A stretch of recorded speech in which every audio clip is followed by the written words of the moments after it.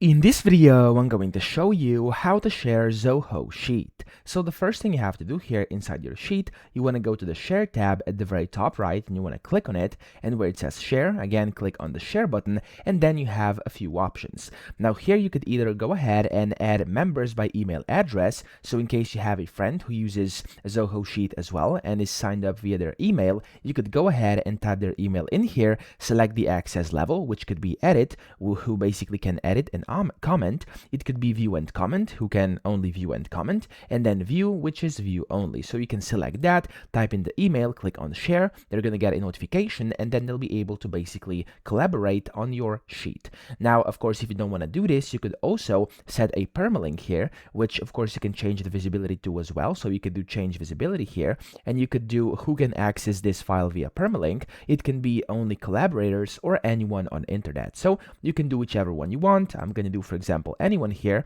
and you can just do on save here, and you can then copy your link, you can share it, and whoever is gonna open it, they're basically going to be able to see your worksheet. Okay, so if I just open up a separate incognito tab over here, I'm going to quickly show you what this is going to look like. There we go. I pasted this in here, and as you can see, I'm in incognito. I've pasted in my link, and there we go. I can now see the worksheet I just had on my screen. So that's how to do it. I hope this video helped you out. If it did, please subscribe to the channel and help me out as well.